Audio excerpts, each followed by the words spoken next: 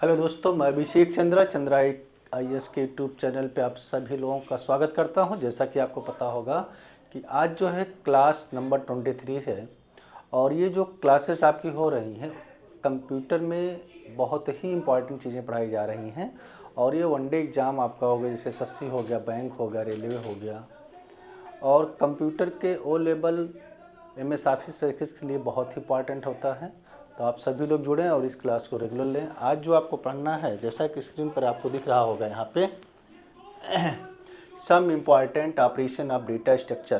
तो इसमें जो सबसे पहला दिया गया है, आप ध्यान देंगे यहाँ पे इंसर्शन क्या होता है? डेटा को जो जोड़ना, डेटा को जोड़ने की जो प्रक्रिया होती है उसे हम क्या कहते हैं? इंसर्शन कहते हैं। दूसरा होता है डिलीशन क्या होता है? डेटा को हटाना, जिसे कहते हैं रिमूव करना।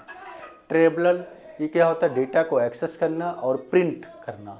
फिर लिखा होता है सर्चिंग क्या होता है? किसी विशेष डेटा को खोजना जो होता है, यानी कि फाइंडिंग करना जो होता है वो सर्चिंग कहलाता है। फिर आपका होता है सॉर्टिंग क्या होता है? डेटा को क्रमबद्ध ढंग से रखने की जो प्रक्रिया होती है उसको हम क्या कहते हैं? सॉर्टिंग कहते हैं। सॉर्टिंग में जैसा कि आपको पता होगा उसमें दो ऑप्शन होते हैं, एक तो असेंडिंग ऑर्डर और दूसरा डिसेंडिंग ऑर्डर होता है। आगे ध्यान देंगे अपडेशन क्या होता है? यहाँ पे आप थोड़ा सा ध्यान देंगे कि अपडेशन हमारा क्या होता है। अपडेशन का काम क्या होता है? यह ऑपरेशन डेटा स्ट्रक्चर में मौजूद किसी डेटा को अपडेट करने के लिए उपयोग किया जाता है। फिर आपका होता है स्प्लिटिंग क्या होता है? यह ऑपरेशन किसी डेटा स्ट्रक्चर को छोटे छोटे भागों में विभाजित करने के लिए उपयोग किया जाता है। फिर आपका होता है कंकैटिनेशन, यह ऑपरेशन दो या दो से अधिक डेटा स्ट्रक्चर को एक के बाद एक ज्वाइंट करने के लिए उपयोग में किया जाता है। आगे क्या गया है? हैशिंग क्या होगा? ध्यान देंगे आप यहाँ पे। हैशिंग यह ऑपरेशन डेटा को हैश टेबल में स्टोर करने और उसे ढूंढने, सर्च करने के लिए उपयोग किया जाता है। फिर आपका होता है इंडेक्सिंग क्या होता है? जरा ध्यान देंगे यहाँ पे। ये क्या होता है? यह ऑपरेशन डेटा स्ट्रक्चर में किसी एलिमेंट की पोजीशन ढूंढने के लिए उपयोग किया जाता है। आगे जो है ध्यान देंगे यहाँ पे परीक्षा उपयोगी महत्वपूर्ण तत्व क्या होते हैं जो आपके पेपर में बहुत ज़्यादा पूछे जाते हैं, वो क्या होता है? यदि हम बात करते हैं, यदि आप अधिक रैम स्थापित करते हैं तो माइक्रोसॉफ्ट विंडोज़ आधारित कंप्यूटर पे क्या असर पड़ेगा? यदि रैम ज़्यादा होगा तो वो जो काम करेगा तेज़ गति से ज़्यादा काम करेगा। रैम का काम क्या होता है? स्पीड को बढ़ाना। फिर आपका होता है जब प्रोसेसर प्रोग्राम या डेटा को यूज कर रहा होता है तब उन्हें कहाँ रखा जाता है? मेन मेमोरी में रखा जाता है। उसके बाद आपका होता है CPU वर्तमान में जिन प्रयोगों और डेटा को प्रोसेस कर रहा है उन्हें स्टोर करने के लिए किस कंप्यूटर मेमोरी का प्रयोग किया जाता है? तो आप इसमें जानते होंगे इंटरनल मेमोरी, जिसे हम कहते हैं मेन मेमोरी। आगे दिया गया है एक डिवाइस को डेटा और इंस्ट्रक्शन लोकेट करने और उन्हें CPU को उपलब्ध कराने में लगा समय क्या कहलाता है? एक्सेस टाइम कहलाता है। क्या कहलाता है? एक्सेस टाइम कहलाता है। संसाधित प्रोडक्ट्स होने वाले डेटा कहाँ रहता है? मेमोरी में, मेमोरी यूनिट में, और इसे कह सकते हैं स्मृति इकाई में। अस्थायी रूप से संग्रहित डेटा के लिए उपयोग किया जाने वाला जो शब्द होता है उसे कहते हैं कैश डेटा। क्या कहते हैं?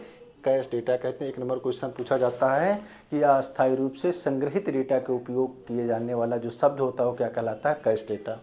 चलिए आगे आप ध्यान देंगे किस श्रेणी की रैम को निरंतर रिफ्रेश करने की आवश्यकता होती है? DRAM and SDRAM। DRAM का फुल फॉर्म होता है डायनेमिक रैम और SDRAM का फुल फॉर्म होता है स्टैटिक रैंडम एक्सेस मेमोरी। ये SDRAM, ये होगा SRAM, SDRAM।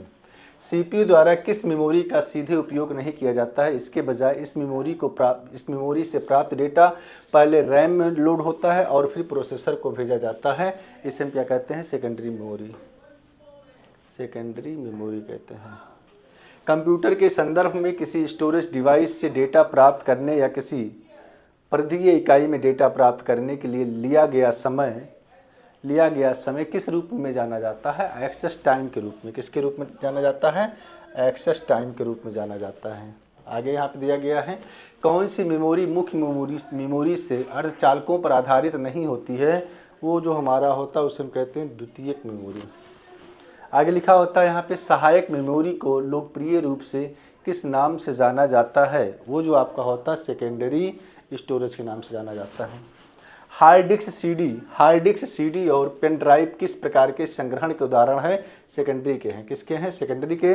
जैसा कि इसके अगले क्लास में मैंने भी बताया था कि प्राइमरी मेमोरी क्या होते हैं और सेकेंडरी मेमोरी क्या होते हैं। प्राइमरी मेमोरी में क्या आते हैं और सेकेंडरी मेमोरी में क्या आते हैं। तो ये जो हमारा होता है सेकेंडरी मेमोरी होता है। कौन सी मेमोरी क्रमिक एक्सेस मेमोरी है जिसे हम कहते हैं चुंबकीय टेप? क्या कहते हैं? चुंबकीय टेप कहते हैं। डेटा की छोटी मात्रा के लिए एक भंडारण प्रणाली है, या इसे हम क्या कहते हैं? मैग्नेटिक टेप कहते हैं। क्या कहते हैं? मैग्नेटिक टेप कहते हैं। फिर आपका यहाँ पर लिखा गया CD RW का पूरा नाम क्या है? Compact disc read only memory.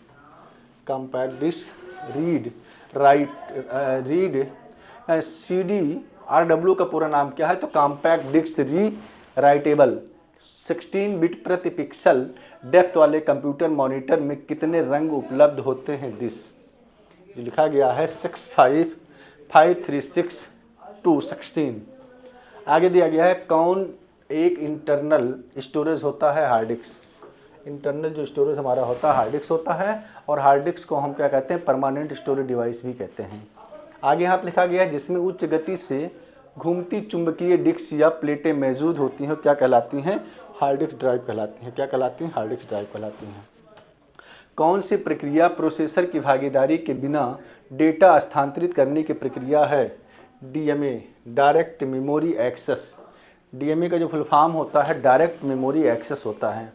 एक CPU एग्जीक्यूशन के दौरान डेटा एक्सेस के लिए सीधे किसके साथ इंटरेक्ट करता है? तो जो हमारा होता है RAM means random access memory के साथ। रैम का प्रयोग कंप्यूटर में शार्ट मेमोरी के लिए इस्तेमाल किया जाता है क्योंकि यह परिवर्तनशील होता है। ऑफिस के कामों में प्रयोग किए जाने वाले स्टैंडर्ड लैपटॉप में रैम के आकार की आम परास होती है 4 GB से 16 GB। जब कोई कंप्यूटर कोई क्रमादेश लागू करता है तो वह क्रमादेश कहाँ पर अटक जाता है? रैम में, रैंडम एक्सेस मेमोरी में। क्या स्टैटिक रैम को रिफ्रेश की आवश्यकता होती है? नहीं। हार्ड डिस्क की रिकॉर्डिंग सतहों को संकेंद्रित वृत्तों में विभाजित किया जाता है, उन्हें क्या कहा जाता है? ट्रैक। किसमें ट्रांजिस्टर और लैच का उपयोग किया जाता है? SRAM में, स्टैटिक रैंडम एक्सेस मेमोरी में। DRAM और SRAM से धीमी क्यों होती है? क्योंकि DRAM को रिफ्रेश की ज़रूरत होती है, और EDRAM शब्द में EOD का पूर्ण रूप होता है external data output. Thank you. आज के क्लास में इतना है, आगे आप ध्यान देंगे। यहाँ पे हारता वह है जो शिकायत बार बार करता है, और जो जीतता है वो तो कोशिशें 1000 बार करता है। सफलता तब मिलती है जब